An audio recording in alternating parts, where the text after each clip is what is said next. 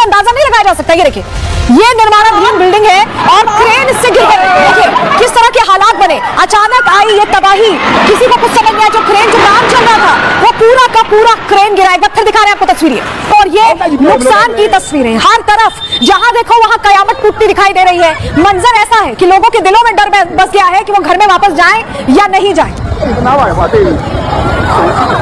लेकिन म्यांमार में भूकंप कैसे आए, क्या वजह रही इसके पीछे, जरा ये भी आपको बताते हैं। म्यांमार की धरती के नीचे ही चट्टानों में बड़ी दरारें हैं, ऐसा जानकारी सामने आ रही है। ये उत्तर से दक्षिण तक म्यांमार में करीब 1200 किलोमीटर तक के दायरे में फैली हुई है। दरार म्यांमार के सगाइंग शहर के पास से ही गुजरती है, जहां पे एपिसेंटर बताया जा रहा है इस भूकंप का, और इसीलिए इस दरार का नाम सगाइंग फॉल्ट पड़ा था। दरार की दोनों तरफ की चट्टानें हॉरिजेंटली खिसकती हैं, और जब ये हॉरिजेंटली खिसकती हैं तब पृथ्वी डोलती है। ये पृथ्वी की टेक्टोनिक प्लेट्स के हिलने डुलने से बनी है, जो अंडमान से लेकर हिमालय की तलहटी तक जाती है। म्यांमार में कई बड़े भूकंप इसी वजह से आते रहते हैं। 2012 में भी म्यांमार में 6.8 तीव्रता का भूकंप पहले आ चुका है, उस दौरान भी इसी वजह से आया था और तब भी भारी तबाही मची थी। लेकिन कैसे आवाजाही जो लोग कर रहे थे उनके लिए यह भूकंप एकदम हैरान करने वाला रहा। सबसे पहले देखिए ट्रेन कैसे हिल रही है। देखिए लोग जो आवाजाही कर रहे थे वो प्लेटफॉर्म पर हैरान खड़े देखते रहे। पहले तो उन्हें समझ ही नहीं आया कि हो क्या रहा है। उसके बाद देखिए ट्रेन कैसे प्लेटफॉर्म से टकराती दिखाई, तो जो ट्रेन के अंदर चढ़ना चाह रहे थे वो ठिठक कर रह गए वो लोग। ये तस्वीरें आपको दिखा रहे हैं।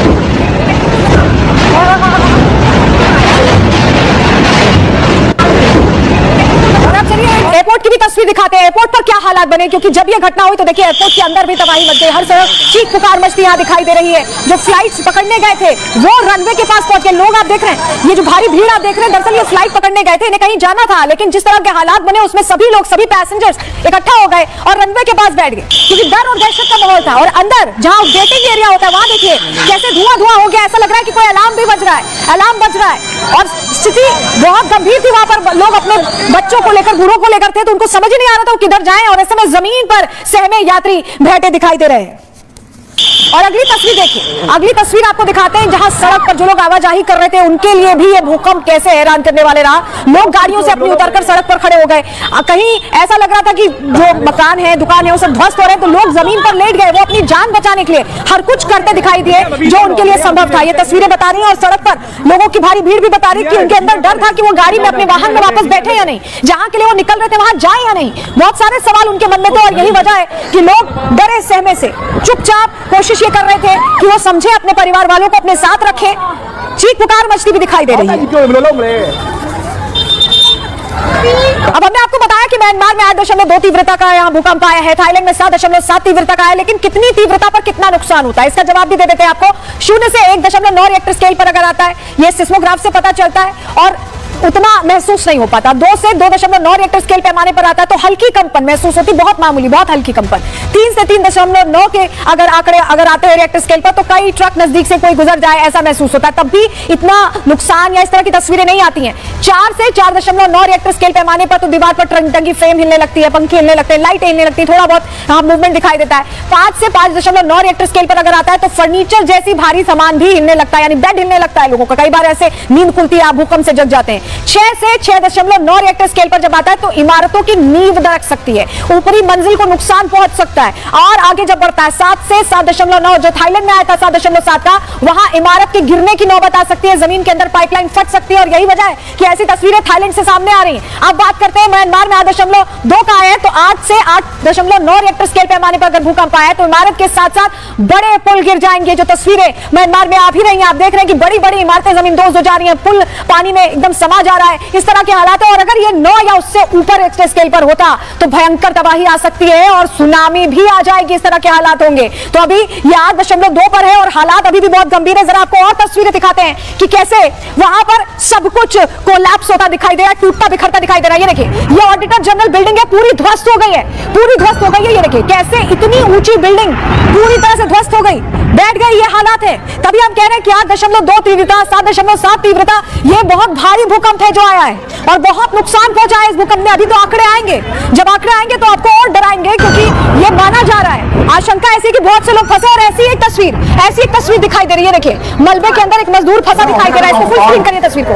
ये मजदूर फंसा दिखाई दे रहा है यहाँ पर, आप देखिए, और उसके लिए निकलना मुश्किल हो रहा है। और ये अभी पहली तस्वीर ऐसी आई है, हो सकता है कि ऐसी और तस्वीरें हो जो धीरे धीरे निकलकर सामने आए। तो हालात बहुत गंभीर है।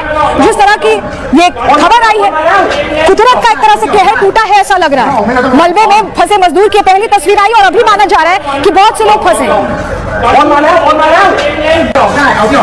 लेकिन ये पहला भूकंप नहीं है जो ऐसा है। इससे तरह के बड़े बड़े भूकंप आ चुके जिन्होंने बहुत नुकसान पहुंचाया। 1934 में भारत में ही बिहार में 8.1 तीव्रता का भूकंप आया था जिससे करीब 30,000 लोग मारे गए थे। डराने वाले आंकड़े हैं ये।